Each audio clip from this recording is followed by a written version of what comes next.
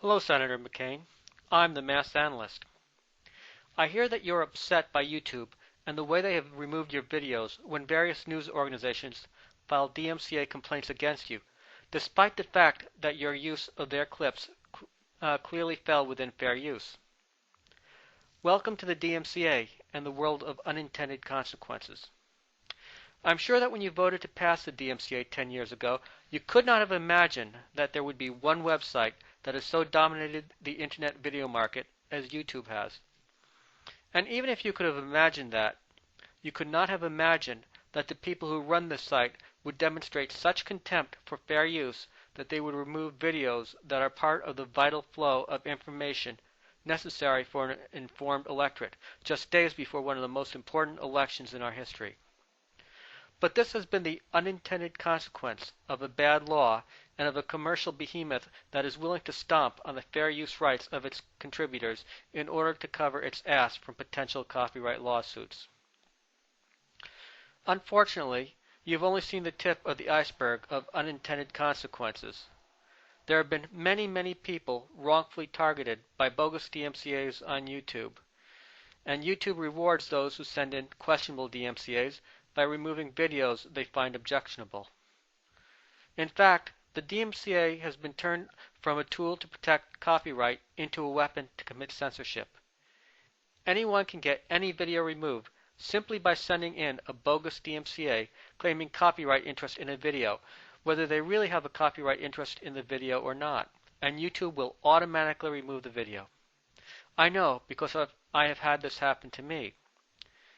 And if a person has 3 videos targeted by DMCAs and they do not fight the takedown by filing counter notices, then YouTube will suspend their account, whether the DMCAs have merit or not. Now, you're filing counter notices, so you'll get your videos restored and you won't have to worry about your account being suspended. But you've run up against another unintended consequence of the DMCA. In order to be protected by the DMCA against copyright lawsuits, YouTube will not restore your video for 10 days. This is just too long for time-urgent situations like a public election. But there are time-urgent situations besides elections, and this is not the only unintended consequence of the DMCA's counter-notification procedure. Unfortunately, the DMCA requires the person filing the counter-notice to sign his name and address, and then it requires YouTube to turn over that name and address to the person who filed the DMCA complaint. Thus, you cannot fight back against a bogus DMCA without giving up your right to anonymity. You cannot avail yourself of your right of fair use while staying anonymous. The person who is targeted by bogus DMCAs has 3 choices. He could file a counter notice and give up his anonymity. He can do nothing, and his video will not be restored, and his account may be suspended. Or he can perjure himself by signing a phony name and address to the counter notice. This situation is both dangerous and unconstitutional. Let me explain why it is dangerous first. Death threats between various users are not uncommon on YouTube. The vast majority of those death threats are made to intimidate, but the people making those threats have no intention of carrying them out. Not only do they not intend to carry them out, they have no ability to carry them out because they do not know the real-life identity or location of their target. But suppose someone threatens to kill another YouTuber and then files DMCAs against them. Chances are they are just being a bully and they have no intention of really killing their victim. But the target of this harassment must decide whether the person attacking them falls within the vast majority who are bluffing bullies, or whether they are one of a small number of truly deranged individuals who would carry out their threat once they knew the identity of their victim. No one should be put in this situation of trying to decide what their harasser's true intention is. Moreover, because of YouTube's sloppy procedure, anyone can file a false name on a DMCA claiming to represent a legitimate major corporation, and YouTube will act on the DMCA without checking its legitimacy. In fact, someone once sent a DMCA claiming to be a representative of Viacom, and YouTube automatically removed the video in question without checking. The person whose video was removed contacted Viacom and they denied having sent the DMCA. One can only conclude that someone was imitating Viacom and YouTube gave them the power to censor a video that only Viacom would have any sort of claim against. I will post links in the sidebar documenting this incident. This presents a tremendous security risk. Imagine this scenario. A battered wife flees her husband and hides from him in parts unknown. He knows she has posted videos to her YouTube channel, so he sends DMCA notices to YouTube, signing a phony name and claiming to represent Viacom. YouTube removes the woman's videos and informs her that it was Viacom who DMCA'd her. She takes YouTube at its word and sends back a DMCA counter notice in order to get her video restored. YouTube then sends the counter notice, along with her name and location, to the DMCA filer, as required by the DMCA. The filer, of course, is her enraged husband, and not Viacom. The husband then takes this information and tracks her down and slits her throat. That is a potential unintended consequence of the DMCA. The DMCA could even present a danger to national security. Suppose a disgruntled Iranian nuclear technician smuggled a video out of the country that documents the progress that Iran was making in constructing a nuclear weapon.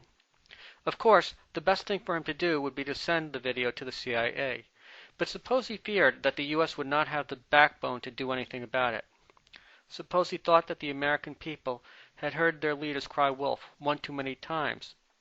Suppose he thought that we would just dismiss our government's declaration that an Iranian nuke was imminent as no more than the type of meritless fear-mongering that got us into war with Iraq. So he posts the video to YouTube to alert the American people of the danger that awaits them if they do nothing. Of course, if the Iranian government sees the video, then they won't be too happy about it being on YouTube. And if they have any savvy at all, they will send in a DMCA to get it removed. Should the disgruntled nuclear technician have to sign his name to the counter notice as required by law, knowing that doing so would jeopardize his family still living in Iran? Should he be forced to choose between perjuring himself, endangering his family, or having the video removed permanently? There are many reasons why people choose to remain anonymous. It's easy to imagine a few. Someone wants to express her religious beliefs but doesn't want her neighbors to find out what they are. Someone wants to post a video to YouTube urging people to vote for John McCain, but she knows that if her boss finds out about it, she'll be less likely to get a promotion. Someone wants to expose pollution violations by their company, knowing that doing so under their real name will get them fired, or worse. Someone wants to expose a stock fraud by a company run by the mafia. Our country might not exist today had Alexander Hamilton, John Jay, and James Madison not written the Federalist Papers, which convinced the public to adopt a new constitution. And you may not know this, but when the Federalist Papers were published, they were published anonymously under the name Publius. Being able to speak out anonymously has a long history stretching back to our founding fathers, and the DMCA threatens this tradition. The DMCA's requirement that we give up our right to anonymity in order to defend our right to speak out is clearly unconstitutional. In McIntyre v. Ohio Elections Commission, the Supreme Court held that there is a fundamental right to speak anonymously on political issues. And in Reno v. the American Civil Liberties Union, the court recognized that this right to free speech extends into cyberspace. In addition, there's been a fair number of libel cases tried in lower courts in which the courts determined that the posters on the internet could not be stripped of their anonymity unless the plaintiff made a prima facie case showing that their case had merit.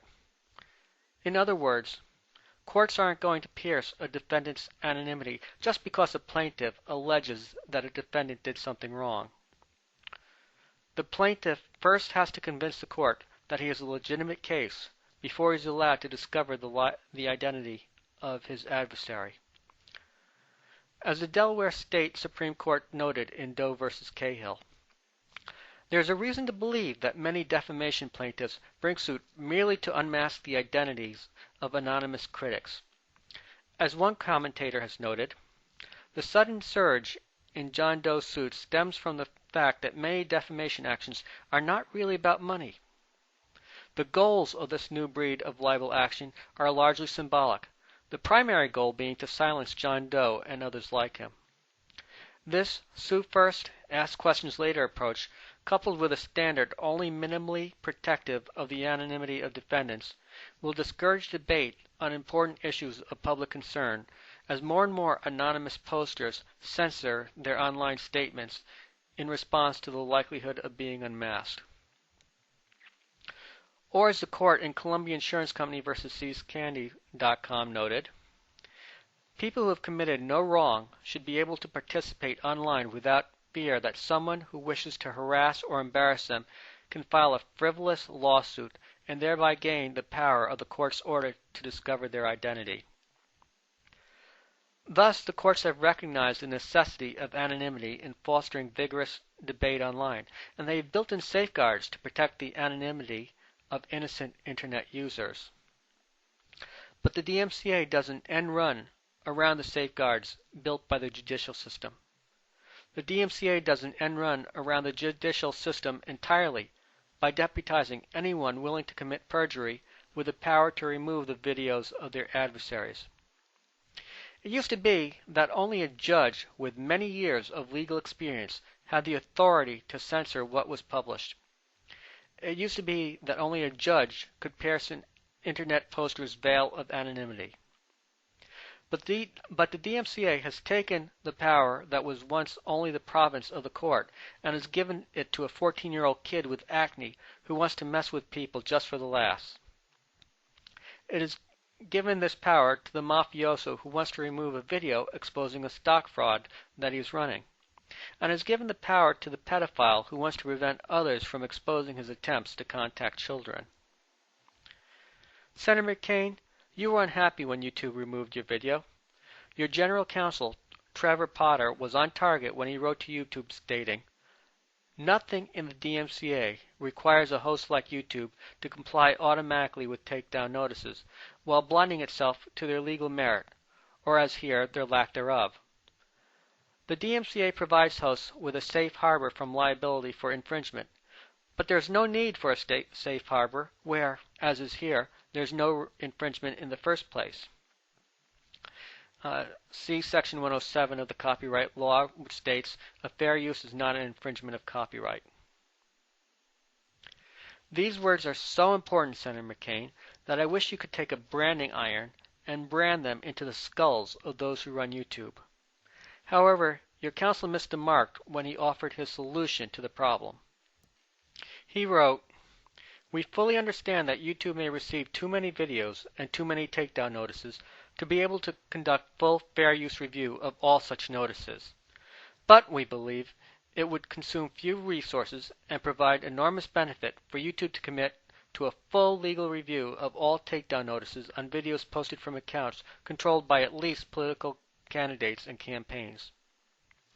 If YouTube receives a takedown notice for any video posted from such accounts, we propose that it commit to a careful legal review, including fair use analysis, to determine whether the infringement claim has substantial merit. If YouTube is satisfied that the use at issue is fair or otherwise non-infringing, we propose that it decline to act upon the notice. Surely the protection of core political speech and the protection of the central role YouTube has come to play in this country's political discourse is worth the small amount of additional legal work our proposal would require." Senator McCain, the proposal put forth by your counsel is both elitist and unacceptable. It is elitist because it only protects the First Amendment rights of the political elite. Believe it or not, candidates for office are not the only ones who have something to say about important issues of the day. And those who run for office are not the only ones who should have their First Amendment rights protected. You propose two sets of rules, one for those running for office and one for the rest of us. This is not something the American people should accept. Your counsel was correct in his diagnosis of the problem, but YouTube was correct in their response to your counsel.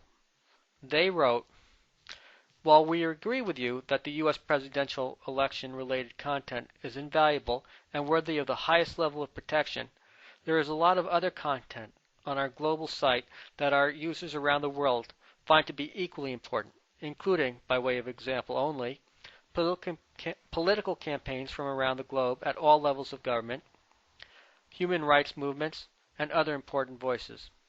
We try to be careful not to favor one category of content on our site over others, and to treat all of our users fairly, regardless of whether they are an individual, a large corporation, or a candidate for public office.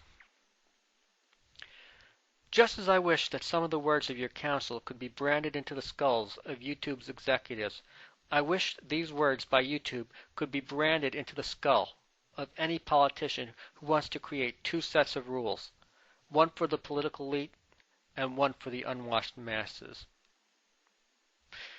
I do not blame you, Senator McCain, for voting for the DMCA. It passed in the Senate in 1998 by unanimous vote. Neither you nor your fellow senators can be blamed for failing to see its unintended consequences back then. You cannot be blamed for failing to see how the Internet would grow and prosper, and how one site like YouTube could become so dominant in the video marketplace of ideas. And you cannot be blamed for failing to anticipate how constitutional law would develop in response to conflicts that arose on the Internet. But by now it should be obvious that the DMCA needs a major overhaul. I hope that you will use your influence in the future as either senator or president to bring the DMCA in line with the requirements of the First Amendment. This has been the Masked Analyst, under and in.